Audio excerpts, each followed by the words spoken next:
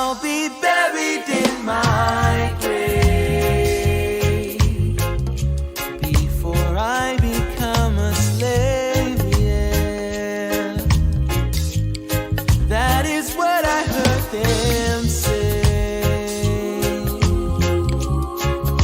way back in the day. I'll be buried in my grave before I become a slave, yeah, yeah, yeah.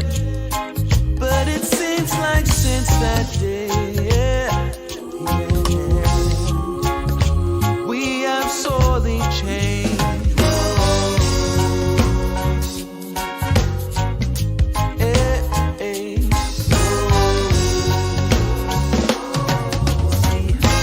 I'll be buried in my grave before I become a slave, yeah, yeah. That is what I heard them say, yeah. Way back in the day. I'll be buried in my grave, yeah, before I become a slave, yeah, yeah, yeah. But it seems like since that day, yeah, we have sorely changed. Whoa. Hey, hey. Whoa, oh, oh, oh, oh, oh, oh. Whoa, oh, oh, oh, oh, oh, And now, live from beautiful Myrtle Beach, South Carolina, you're watching My Fellow Americans with your host, Spike Cohen. Yes! Yes, it's me! It's me! Keep clapping. Thanks so much for coming. Keep clapping. Clap for the almost end of Hanukkah miracle. How would we know that you wanted the 7th night of Hanukkah miracle if you didn't keep clapping? Welcome to My Fellow Americans. I am literally Spike Cohen. Thank you so much for taking this break from your Hanukkah social distancing to tune into this show. We got an amazing episode for you tonight. I cannot wait to get started. This is a Muddied Waters Media production. Check us out on Facebook, YouTube, Instagram, Anchor, Twitter, Periscope, iTunes, Google Play, Float, Twitch, all the different podcasting apps, everywhere that you could possibly listen to or watch a thing. Check us out there. And be sure to share this right now. Share this video. The last thing that I would want is for any of you or your loved ones to miss out on a roughly hour-long libertarian podcast on a Wednesday afternoon. Give the gift of Spike Cohen today. Kids love us. Be sure to like us, follow us, subscribe, hit the bell. If you're on YouTube and you're subscribing, don't just subscribe, hit the bell. Because if you don't hit the bell, it won't blow your phone up with notifications every time we go live or put something up. And you don't want that. You don't want to be asleep and miss out on something we've uploaded. Be sure to hit the bell. This episode, of course, is brought to you by the Libertarian Party Waffle House Caucus, the fastest growing waffle-related caucus in not just the Libertarian Party, but in any political party in any country on this planet. This episode is also brought to you by Black Coffee, spelled BLVCK, because what the hell, nothing matters anymore. It's 2020, folks. You can spell things however you want to. You can do whatever you want. Be sure to go to blvckblackbrews.com to get the most delicious cold brewed organic coffee that has ever been horrifically misspelled. Be sure to use the checkout code MW for free shipping. And of course, this episode is brought to you by personal injury attorney Chris Reynolds, attorney at law. If you are in the Tampa Bay area of Florida and you find yourself personally injured in a way that can be monetized, then I have some fantastic news for you, friend. Personal injury attorney Chris Reynolds, attorney at law, would be more than happy to help you get money for the thing that happened to you. Be sure to go to chrisreynoldslaw.com and get in touch with Chris today. Or, he's a really good attorney. He might actually already be there waiting for you. He might be in your hospital room. You might want to turn the light on and see. He's probably there smiling over you, ready to tell you how much money he can get you. So thank you so much for that. The intro and outro music to every episode of My Fellow Americans comes from the amazing and talented Mr. Joe Davi. That's Jodavi. Check him out on Facebook. Go to his SoundCloud. Go to his Bandcamp. Go to jodavimusic.bandcamp.com. Buy his entire discography. It's like, I think, $25 or something. Buy the whole thing. It is amazing. Thank you so much to Mr. Joe Davi. I'd like to thank Le Bleu, purified drinking water, for this delicious, ultra-pure water. It is both kosher and made in America, just like me. Bulavanaka. Well, that really is good. Shout out to Tehran Turks' mom and him, as always. Folks, my guest tonight, I'm actually looking forward. This is a pretty cool guest. My guest tonight is a libertarian politician and activist. He has run for office, and he has helped also with multiple campaigns in Illinois, including the Jackson Moheap gubernatorial campaign back in 2018. Most recently, he has become the representative, or one of the representatives for New Illinois, which is a movement to separate the rest of Illinois from the Chicago, Cook County area and form a completely new state called New Illinois. I'm so excited to talk about this. Ladies and gentlemen, my fellow Americans, please welcome to the show, Mr. Paul Durr. Paul, thank you so much for coming on the show. Most of us just talk about seceding from whatever major metro hellhole is destroying the rest of our respective states, but you're actually doing it. So thanks so much for coming on. Yeah, thank you for having me. I want to wish everybody out there a Merry Christmas, Happy Holidays, and to you a Happy Hanukkah for sure. Thank you. Be here for sure, and definitely enjoy talking about this particular thing because it derives from one of the oldest rules from one of the oldest books that the country has had. So we might as well use it and try to use it to our benefit for the benefit that it was designed for. Absolutely. Well, thank you for coming on. And folks, be sure to chime in with your questions and your thoughts in the comments, and Paul and I will tell you if you are right or wrong. Now, Paul, before we get started, or I guess this is how we get started, before we get started with the thing we do after this, that was a weird way to say this. First of all, let's get started. This is your first time being on my show. And whenever I have a libertarian on my show for the first time, I start by asking, what is it that brought you to libertarianism and the Libertarian Party? Was it kind of an aha moment or more of a gradual evolution over time? Tell us, everyone has their story. Tell us the Paul Durr story. Well, I mean, mine's pretty much like most everybody else's. I actually bounced around and started out as a Democrat when Democrats were a different kind of Democrat. And then whenever I started to feel the effects of the Democrat reign,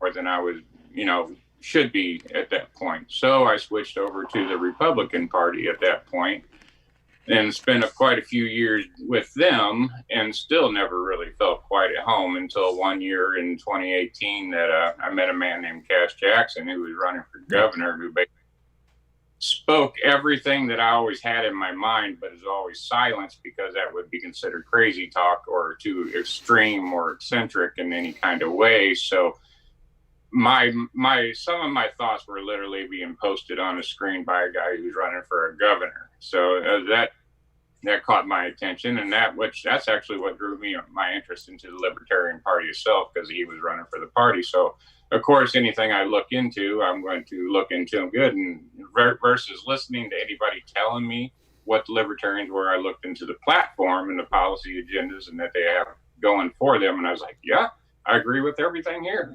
Coming from a history of love for our Constitution, America, what it was supposed to be derived from and how built and the complete freedoms of each individual person. Yeah, that platform really, really sunk home with me pretty good. That's cool. So it was actually Cass Jackson and Sanj Mohip who brought you to libertarianism, and then you doing more research found out, confirmed that this was what you agreed with, and then since then you've done you ran for state rep and you've been involved with other campaigns. So you really jumped in feet first to the party and the movement, didn't you? Oh, yeah, because of the fact that there was a word that needed to be heard, and I knew a voice down here needed to be said, so I was trying to be as loud as I possibly could.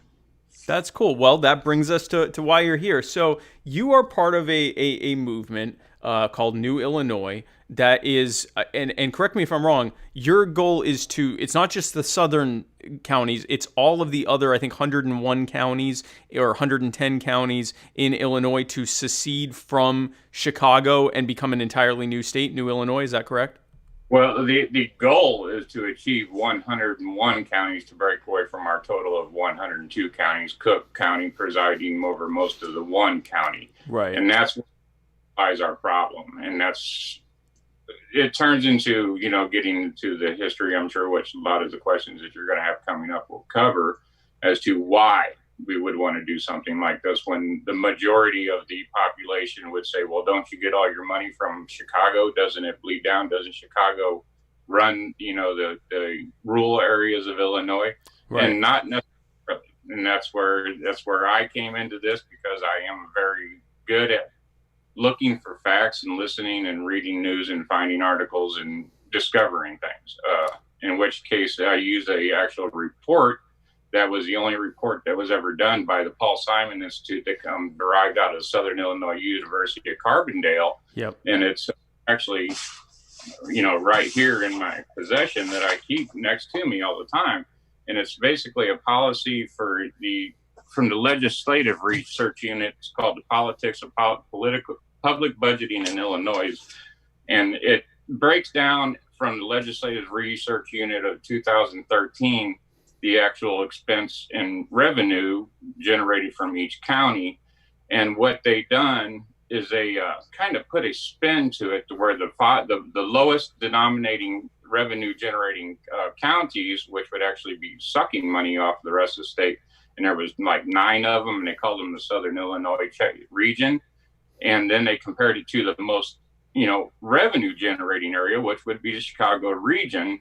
And that's how the media spun it. Like, the whole state of Illinois was represented by these 9 particular counties. But if you actually take that report and add all 101 counties together, and comes up with a different number entirely, which almost out to the expenditure revenue value of a 1-to-1 ratio between Cook County and the rest of the state, which in turn comes down to a bottom line factor that we can live without the revenue generation of Cook County and survive a lot better without their mandates and restrictions that are imposed upon the rest of the state.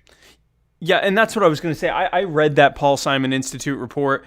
Like you said, they cherry picked the data on which counties they wanted to include, which is not what your goal is. Your goal is to do all of the counties, but also it doesn't factor in things like opportunity costs that are lost from a result of bad policy and restrictions and taxes and mandates and licensing requirements and all sorts of other revenue generating schemes for Cook County. It doesn't factor in that a lot of things that primarily benefit Cook County are written as a statewide benefit and things like that. They drew a conclusion and then created a report to back up their conclusion. And it's a very biased conclusion too, in the sense of the way the report is written. You have to actually look at it, and they actually have a fine print note on this factor of a 30% ratio of difference, not including state and ran facilities such as public schools, libraries, hospitals, jails. Cook County generates more criminals than anywhere in the state, but does not host one state prison inside the county. It's illegal. Right. So that's seen as a benefit to that county. Exactly. Right. But if you take the same report that you read and you add up all 101 counties and do their percentage ratios, and you take 30%, you actually, after you add them all together, it comes up 1.1 to 0.9, saying that the rest of the state basically takes 0.1 from Cook and steals it from them. That's the way it looks if you stop right there. Right. But that 30% ratio difference, including those state-run facilities, Cook's not going to get any better from one county on these 30% ratio. It's only going to favor the rest of the state, that 30%. So our 1.1 is going to go down to more of a 0.85, 0.9, bringing them up to the ones that's actually bleeding from the rest of the state. Take into consideration IDOT. IDOT is a state-run facility. The roads, the cost of maintenance, you got so much expenditures in the state-run funding that sticks around, has never left that particular county, yet the entire state pays for it. Yeah. There's no, I read that enough of that report to go, okay, first of all, you're not even beginning to factor in opportunity costs. And second of all, there is no way to properly attribute to each county what benefit they're getting dollar for dollar. And there's no way that I was in Illinois long enough to see how many roads and how much infrastructure there is just in Chicago and in Cook County compared to literally the entire rest of the state. So I honestly, I was going to bring up that report. I'm glad we already got it out of the way because it was as close to garbage as it gets, honestly. Well, you can't even address this issue without bringing up that report, because if you were to Google search, if you got a good Google search that actually gave you the stuff you were looking for, you would find that only that report is referenced in any article. But you're not going to find that report. You're going to find articles about that report. And you're only going to get referred to by those 9 counties where it's going to show $1.87 to $0.9. Yeah, they left almost 80 counties. Come on, man! If we're going to do some math, we got to do it all. Right. Well, that wouldn't be that wasn't the headline they wanted, right? They didn't want the headline that, the county only benefits 10%. Or that doesn't sound as good as saying, it's a 3-to-1 difference. It was that I was not a fan of that report. So, in a nutshell, Paul, why is there a growing movement for, I guess, the entire rest of Illinois to secede from Chicago in the first place? What makes Chicago politics so ruinous for the rest of the state? Well, the worst part of it is the representation. The worst part of it, and it'll be right there in Article 4, Section 3, Article 3, Section 4, and is a representation of a Republican government. We are not getting that because 40% of the assemblies comes from the population of Cook County. They can make any law that they want and just nudge a couple of anybody representatives anywhere else in the state to lean their way and dictate the entire rural district to a Chicago law. Right. That's the problem. It's a blanket law whenever a representative tries to help a Chicago representative out, but it blankets the rest of us and inhibits our freedoms and our liberties that are in a completely geographically different location. Our temperature is even different. We're completely different zones. So wherever you have, 40% of your assemblies has never even left that city zone, has never seen anything but a Chicago skyline and never smelt a cow or a hog. Right. Going to try to dictate our laws down here for us when we have absolutely none of the problems that they do. It becomes a problem of representation, which leads you to the Constitution, where we are not adequately represented in our general district. Well, it's interesting. I was there in Illinois for I think 4 days, 3 or 4 days, early on in the campaign. And it was Brian Lambrecht who scheduled a whole bunch of stuff for me up there. And shout out to Brian Lambrecht. I was in Illinois. And I was in Springfield, Peoria. Oh man, he's going to be mad that I don't remember the names. But I was basically from the south all the way working my way back up to where we were actually staying, which was just outside of Chicago. And then we did an event for Fox Valley LP, so I guess that's just north of Chicago. So I got a fairly good, cross section of Illinois. Not every single part of it, but for a pretty decent cross section of it. Springfield and Peoria and really anywhere that wasn't Chicago proper was like a completely different state. The difference between Chicago and Peoria was the difference between Miami and Peoria, or New York City or Peoria, Toronto and Peoria. Literally any other, it was a completely different feel. It was a completely different obviously the roads were different, the population density was different, the culture was completely different, and just the fact that they were so wildly different, and then to know that because there's such a huge concentration of population in Chicago, what is it, 40 or 50% of the population lives in Cook County? Out of our 12.5 million people, you have roughly, I do believe it's 5.7 million that's there. So yeah, you're right. 45% of the population. Yeah. So, and then the rest of the state is similar to, I live in South Carolina. In terms of population density, it's comparable to South Carolina, a few million people in a fairly large landmass state. That's just a completely different feel. And then because of that concentration in that one county, they call all the shots in the state legislature. They can gerrymander as they see fit so that they have even more outsized control than their 40% shows. And they end up just running the show for the entire state. So, it's very interesting that, that this is happening, and it would make sense that it would. Now, this has been tried before in other states and is being tried in other states. There's New California, the state of Jefferson.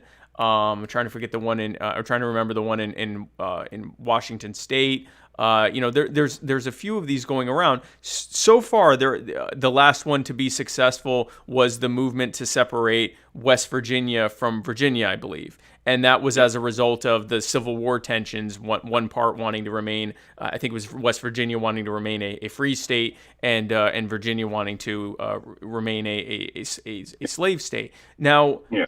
With that said, is this realistic? Why try this? How realistic is this to be able to do? Well, realistically, most people would call it a dream, but I don't ever consider my Constitution a dream. They wrote the law, in the articles for this particular reason. This has happened 4 other times. The one you said, which is West Virginia, which I actually don't care to reference a lot because of the unconstitutional way that it happened with the Civil War, the political meaning behind it, the incentive behind it through railroads and everything else. There was a lot of greed that was involved in that one. Okay. The other states you would find would be Vermont, that split off back in pre-civil or pre-revolution, was already having problems between New Hampshire and New York, having a battle for territory over government or a British rural privy land, giving out land grants from both New York and New Hampshire for the same land. They fought for a long time, ended up getting their rights to their land over several, years of bickering, and $30,000, and bought the land back because it was just after the revolution. Everybody was broke, and they was able to get their, get their states ratified. But for several years, they were considered a sovereign republic outside of the United States in the 13 colonies, because there was a land dispute, and they got ratified through a split. What would be considered New Hampshire or New York, nobody really can tell because of the way the history shows. The other one would be Maine from Massachusetts, and that was due to, again, a political event between the Tories and the Democratic Republicans at the time of the Jefferson era, who had control of the shipping lane, where the Tories actually changed the laws of the shipping canals to where they had to get inspections going state to state to state in order to pass customs. And there were certain laws that if Maine was to declare their own independent state, they would lose the ability to go from Massachusetts to Jersey and bypass customs.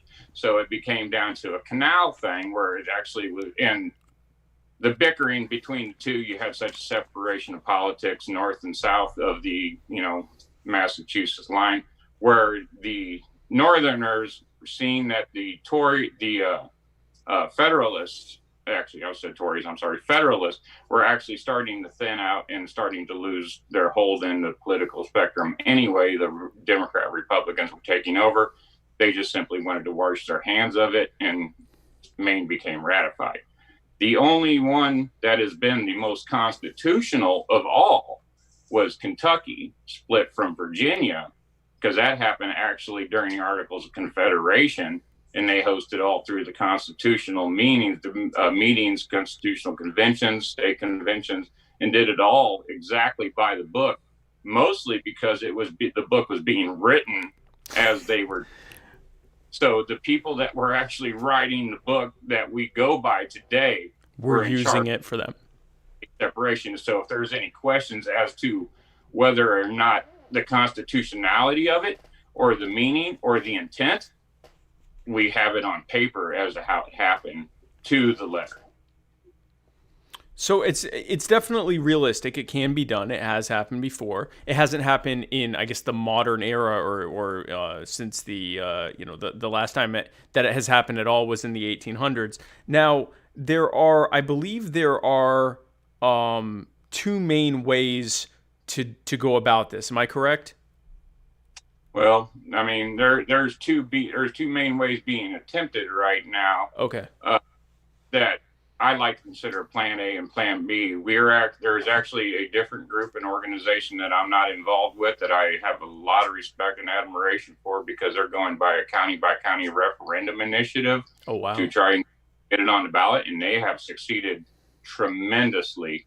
But that's a county referendum and doesn't apply to what we're trying to do, is go by the federal Constitution to get the General Assembly to support a bill. So what happened, since that in the group that I'm in, is actually working with the State Representative Brad Holbrook, who actually introduced a bill to the General Assembly called HR 101, who declared the chance for us to have the Assembly vote on whether or not for us to allow us the state constitution and split the state. What it needs is majority support. It don't need 2/3 support, just needs majority support. There's, I think, 7 supporters of it now, but the bill is about ready to come up past its due date and die, and it's getting ready to get rewritten. So we're going to go with, have to go with a new bill. And I do believe we have a member in the Senate, may or may not introduce one. Not sure what's going to happen on the new one. But when I got started in this, before I was with the Illinoisan organization, I was actually a buddy of mine introduced me to, and we created a page called the Southern Illinois Secession Movement.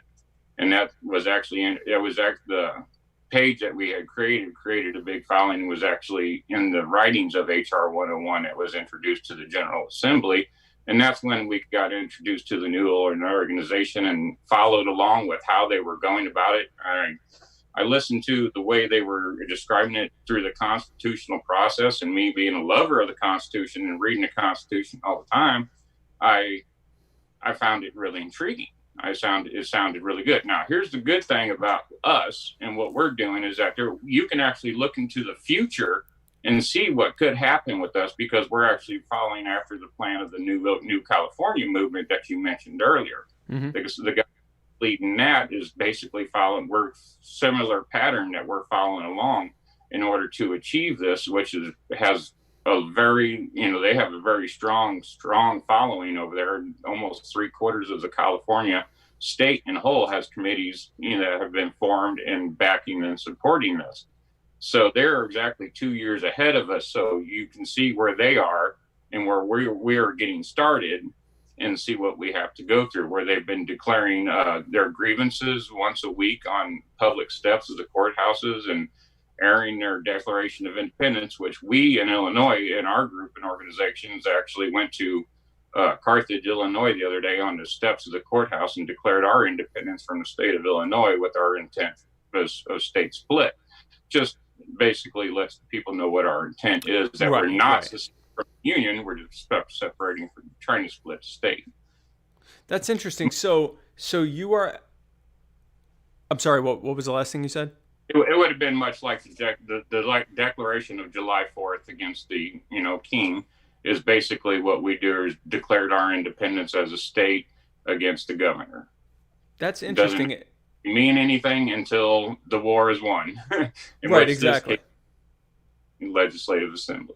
Right. So there's actually two different organizations. You're trying to do it through the legislature and have them actually introduce. And that process would be what? If it passes in the legislature, is signed by the governor, then it has to be ratified by Congress, or? It does not need to be signed by the governor, because it's the governor that we're going against. It only needs majority support in the House and the Senate. Oh. So once it goes through the House and the Senate, it goes to the U.S. Congress, who would most likely at this point agree to it, if everybody in the state of assembly is agreeing to it. And when they're not agreeing to it federally, then we've got a serious misrepresentation problem federally too. Right. So you actually don't need an executive to sign off on this at any point. It's the state legislature followed by the federal legislature that would be deciding this. Correct. Very interesting. against the governor. He doesn't have a say in this particular matter, not according to the Constitution. The Constitution states that we need majority approval through the assembly, not the governor or executive branch. That is very interesting. And the other, I know that you're not part of this, but just out of curiosity, the other initiative to do it by county by county, is that if a majority of counties signed off on it, or if all the counties signed it, like what would the process be for that to result in a new... Even if 100% of the counties declared or supported their initiative for separation, all it is basically a resolution to support it if the assembly support it. So what that is sending a strong message to their representatives in those districts that this county has voted on a ballot, on a piece of paper. They went to the polls and they voted that they want this state to separate. Never before in all the history of all the attempts of any attempt of Illinois have we had the modernization of technology that we have with the internet. The word is spread beyond compare. This thing is going up in just unbelievably strong. There's hundreds of thousands of people that are following along with this.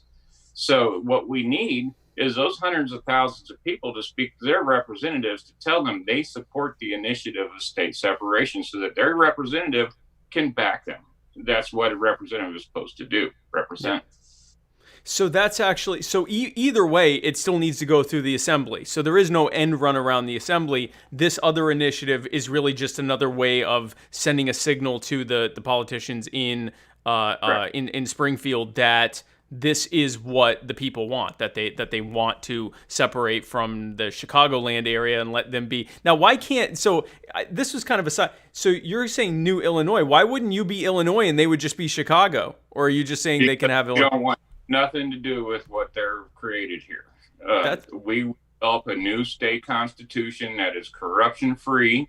We would change the things that need to actually change. Now, don't get me wrong. We're not going to say 17 years and try to develop a brand new constitution. We're going to derive it based on the federal constitution, and we're going to keep the majority of the state constitution, but we know where the problems are. The problems that the assembly members won't attack now or even recognize that they all know are there, but we're the only ones that can say anything about it. They're not the one person, proposing these bills to change these things. The only amendment that they had to propose to change this in the state this year was an amendment to put a graduated tax on the wealthy. So this is completely out of hand. That if we're going to have the proper representation, both north, south, east, and west, anywhere in Illinois, it needs to start with a corrupt-free state constitution that doesn't allow this kind of thing. Now, what are some of those main, you don't have to name every single thing, but what are 2 or 3 of the main things that you would change in a new Illinois constitution to try to protect against that kind of corruption again? Well, representation at its finest, for one, based on more population in some areas. There's a lot of grievances we have, so I can't say anything definitive without getting, too technical or getting grievances that we're writing in the support of this. But at the same time, there's, ideas we thrown out of, county senates, senates per county. For the state, there's definitely not enough representation for counties, even in geographical region. There's all kinds of ideas we want to come up with. Mostly ending the corruption, changing the pension clause that Illinois is completely just saddled with. There in our amendment, we're having a serious problem with pension debt that's gone up to, I think his last report is $144 billion in debt that you just don't bounce back from. Illinois is one of the most corrupt states in the union. We're one of the largest states populous in the union, but we're 49 in tax, and how much we pay in taxes here. So you have not a revenue generation problem in the state. When you have this much population, you have that much revenue coming in and the highest taxes, you got a spending problem, you got a corruption problem, and you've got all kinds of problems that only a real constitution that does tax and prevents this form of things from happening. So it could go all the way down to campaign refinance reform. Yep. It could go all down to all sorts of initiatives that are known, term limits even. There's 1,000 things that could be done that need to be voted on by the people, and that's the thing. We're not dictating what we want for the people. Right, we right, want right. to tell us what they need, and we Right. already know where most of the economical problems are. The social problems are still stuff to be worked on, and there's a lot of things going on. Coming from my standpoint, personal view as a libertarian, there's 1,000 things I would love to change, but there's also the fact that we have to do it through a democratic process too.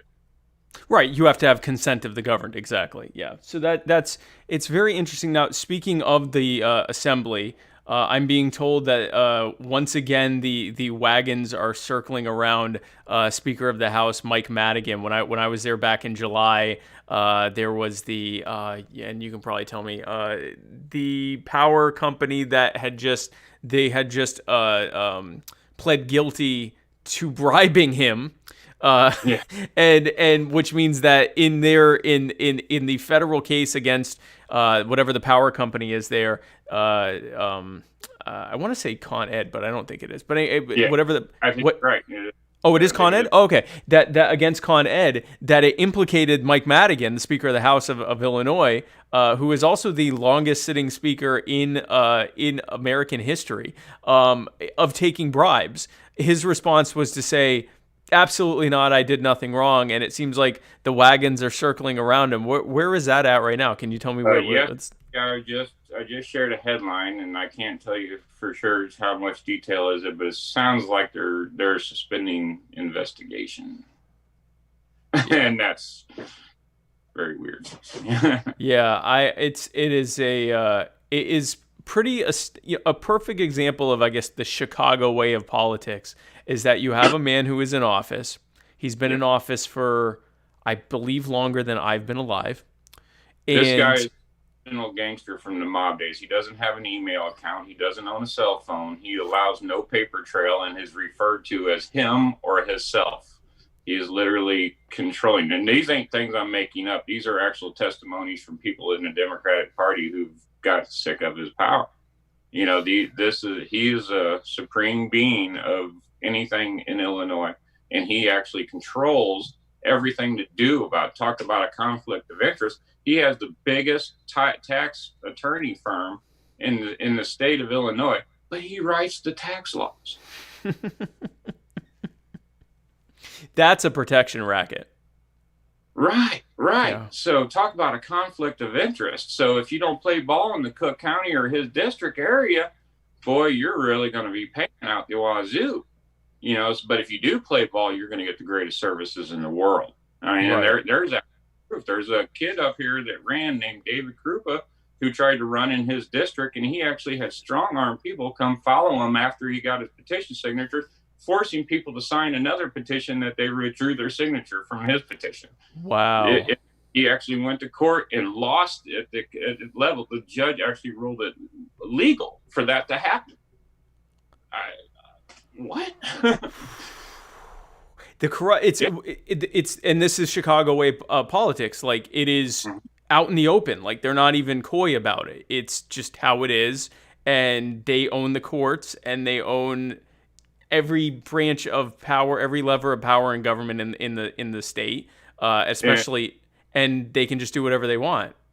Yeah, and seeing the look on your face now imagine that look on 7.5 million people outside the Cook County region that are being affected by that very thing that you just heard. Exactly. So this situation where we are not being formally represented by a Republican form of government as described in the Constitution. We as a people have to use that Constitution as a tool. It was given to us to fight for our freedoms and our liberties.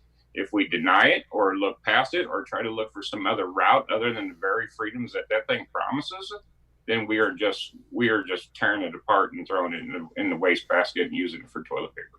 Right, exactly. If it's, we're told all the time, we're a nation of laws, we have to follow the law. Well, if the Constitution says this is how it works, then it has to be done that way, or else they're not the ones following the law. So, it's incredible that. Go ahead. People tell me I'm dreaming, but I'm telling you right now, I am dreaming, but this ain't my dream. It's the American dream. I didn't create it. I just try to follow it through. This ain't new. This ain't my creation. This is what was derived for us. Yeah, no, exactly. It's you. People saying, "Oh, you're dreaming," is typically I get told the same thing in the Libertarian Party. You know, I say that I want to work to grow the Libertarian Party into the dominant political movement in this country. And they go, oh, that's a pipe dream. And I go, well, you know, sure, okay, but was also a pipe dream when the people that founded the Republican Party said that they were going to unseat the Whigs and the what was it, the Democrats at the time, and when the different parties that were challenging the Federalist control of government, every movement and the revolution itself. It was a dream, was a people with very, very high ideals who ended up succeeding largely in what they wanted. So, to say that you're dreaming, okay, great, you're dreaming, but that doesn't mean it can't happen. There's even a legal framework by which you're operating to do it. And it's good to demystify the fact that this can happen. It's happened before. It's perfectly legal and constitutional. It's just a matter of getting the message out to people so that they know how bad. They already know how bad things are in Chicago, but let them know just exactly how bad it is, and that it doesn't have to be this way. That they can work to secede. Universal thing. This ain't biased towards anybody. We're not trying to suck in any one party or make it towards any one-sided thing here. This is a thing that even if a Democrat, a Libertarian, a Republican, a Green Party, anybody who felt that the state is not being represented properly and that Cook County is in fact suppressing us from having the freedoms and liberties that we desire in order to grow economically. Take, for instance, the regulations and restrictions from growth of factories that are inflicted upon the entire state because of the pollution concerns of Cook County. Yep. So that entire rest of the state. Whereas our ability to give good producing jobs to the people down here. We have the land, we have the territories to make this kind of a thriving, wonderful place down here, but they won't let us because of their problem. Yep. So it's a terrible scene. We got to follow through with it. Yeah, no, it's very good stuff, and I personally am a big fan of the idea of breaking up some of these states that really, they are geopolitical boundaries that were drawn for reasons that made sense. Or maybe even didn't even make sense then, but if they did make sense, it was decades or even centuries ago by people that have been dead for many, many generations. And to say that everyone has to remain under these artificial barriers that have been drawn, which are not serving the best interests of the majority of people in that state, is foolish. There's no reason for it. And this isn't, and also to make clear, you're not proposing a civil war. Like you said, you're not proposing seceding from the Union or creating a new country. You're just proposing creating a 51st state by removing, however many of the counties want to leave from Cook County and whatever counties want to stay with Cook County, which is a perfectly peaceful and legal thing. Correct. Exactly. Yeah, there is absolutely no disassociation from the federal government whatsoever. We love our federal government, we love our federal constitution, and we want to go back to that starting point to work our way up and find the bugs along the way that came from 1818 and how it's kind of turned into what it is. It's not a reinventing the wheel, it's fixing the spokes that are already in it.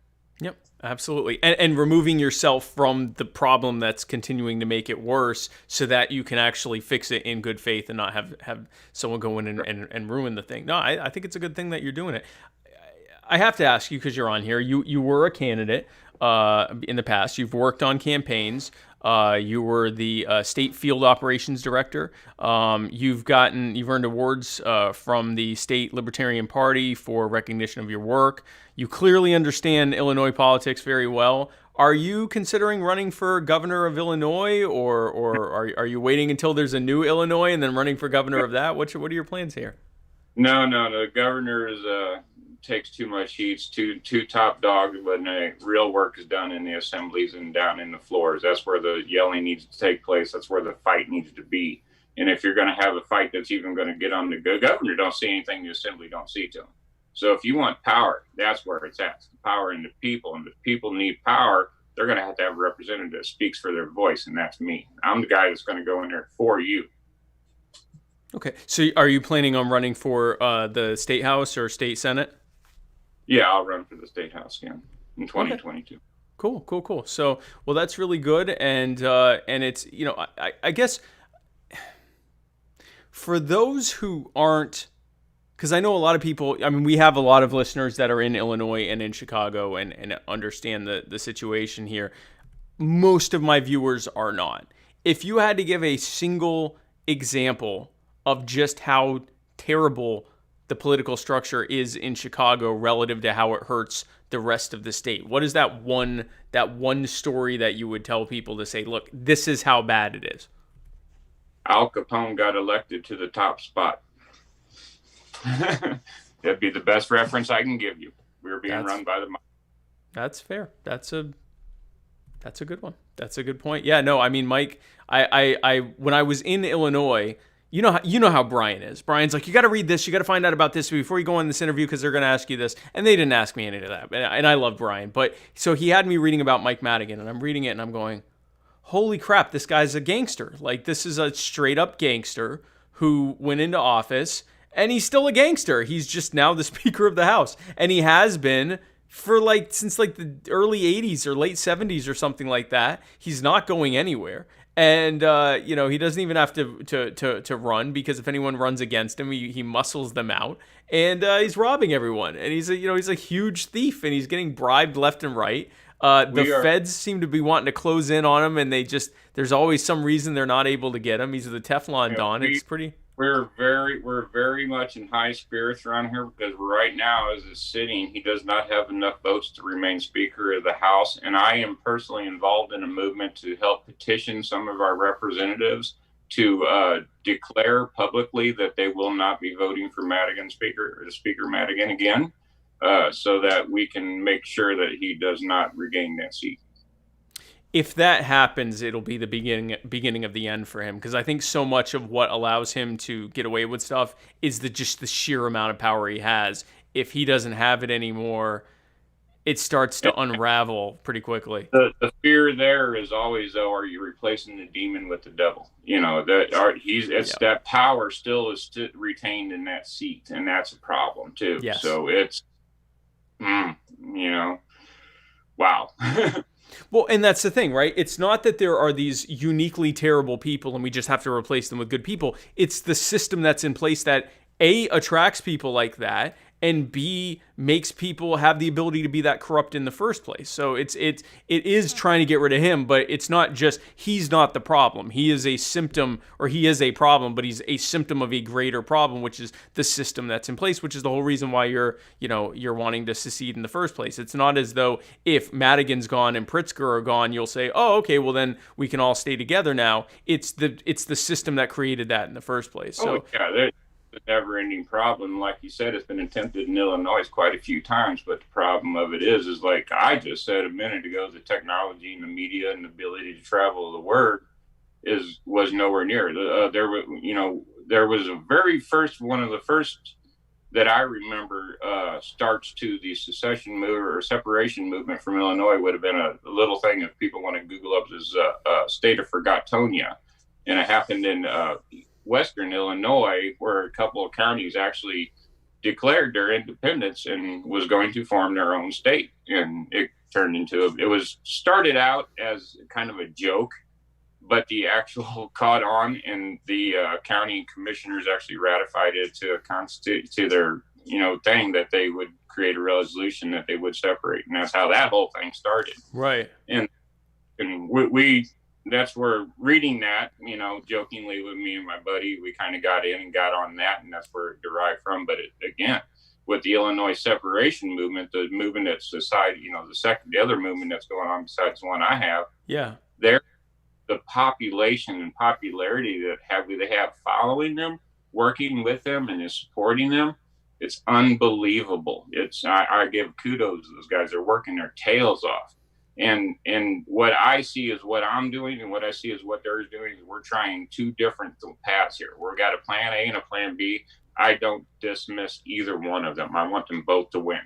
Yeah, no, and they both work together perfectly. Part of building the movement for getting this done in the assembly, which is where it needs to happen, is to show popular support. Well, part of getting that popular support is to show that there is support in the assembly. So it's you guys are what you're doing synergizes together perfectly. So it's good that you're both doing it. By the way, we're getting people in the comments that are asking how they can be a part of it. One person's in Lake County, and there are a few others. If someone wants to be a part and to be a part of helping this Illinois separation movement, it being part of the New Illinois movement, what is the best way for them to reach out to you and be a part of it?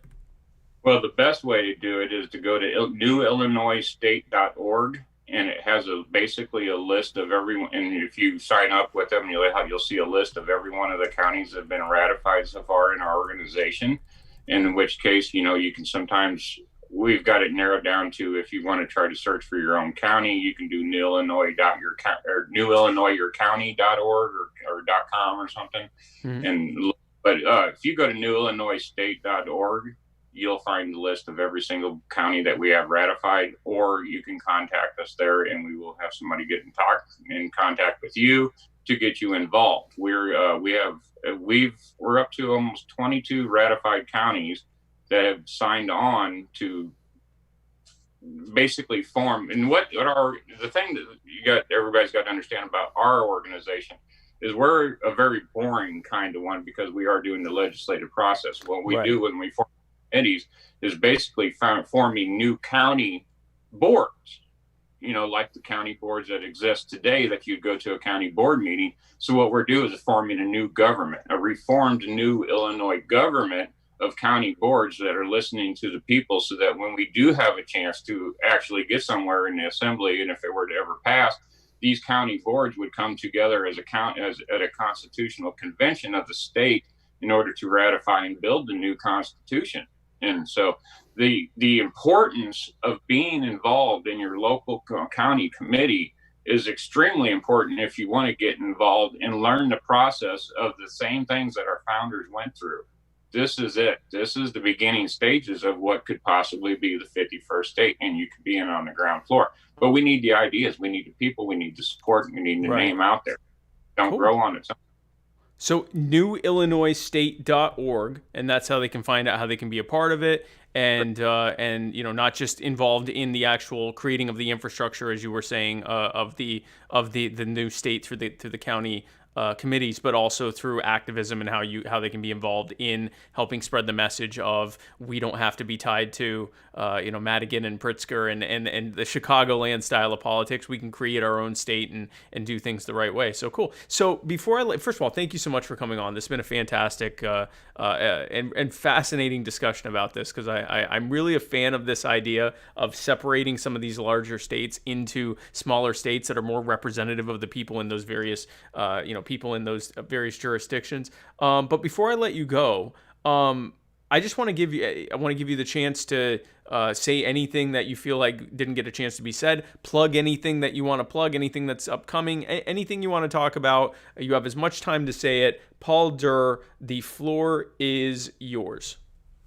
I got really nothing to plug except for liberty and freedom. What I want to do is just try to get the people to enhance their spirits, their courage, to get out, get off their computers, and get active.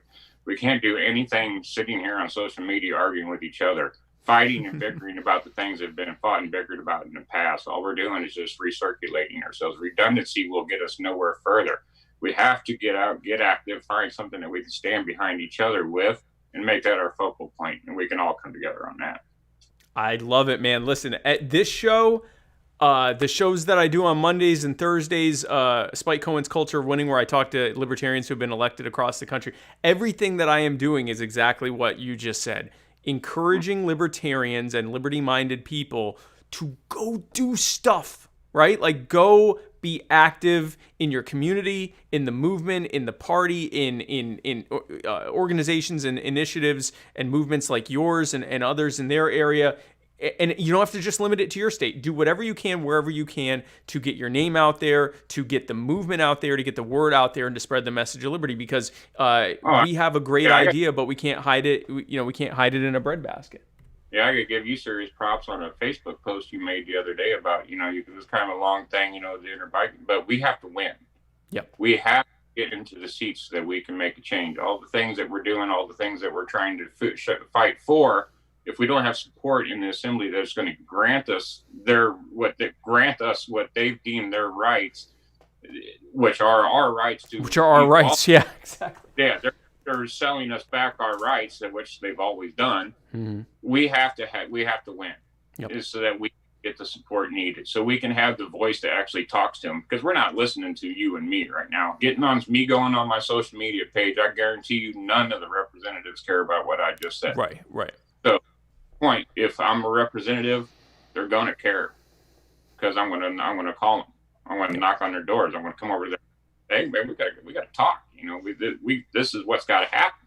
We got to get on the page. This is what's going to happen right now. I've seen in Illinois, we're angry. We've hosted so many protests. We've had protests against the ability to stop protests because of virus. This virus thing has gotten out of hand with the mandates and the restrictions and the regulations. We've actually sued our governor, and he's lost the fact that he was overbearing his powers on executive orders. Yep. I'd love to see 49 other states do this too, because of the fact that the governor, not supreme rulers of their executive orders, are not laws. They're recommendations. Exactly. So, yep, absolutely, man. Well, I really appreciate you coming on.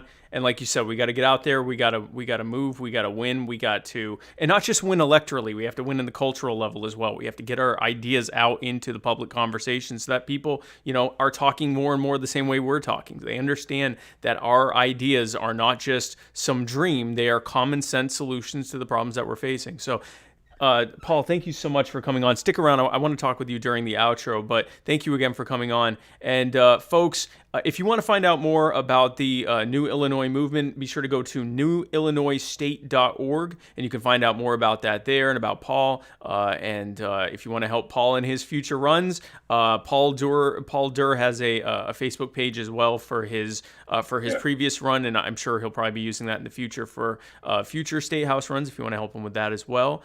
And folks, thank you so much for tuning into this episode of My Fellow Americans. I told you it would be a good one, and I've never lied to you about that. And so be sure to tune in tomorrow on Thursday. I will be where is it? No, it's not there. Yeah. Tomorrow, Thursday at 8 for Spike Cohen's Culture of Winning. My guest will be Trisha Butler, who was just elected to the city council in, I keep forgetting the city. I need to remember the city. Elected to city council in Tennessee, one of the many cities in Tennessee, and we will be talking about how she won a race and talking about the blueprint for libertarians winning races up and down the ballot across the country.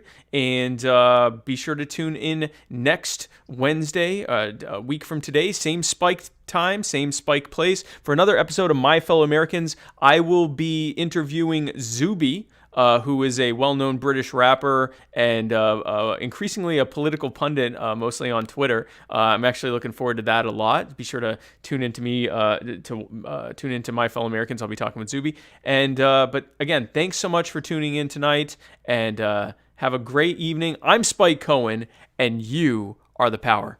God bless, guys. Oh, happy Hanukkah.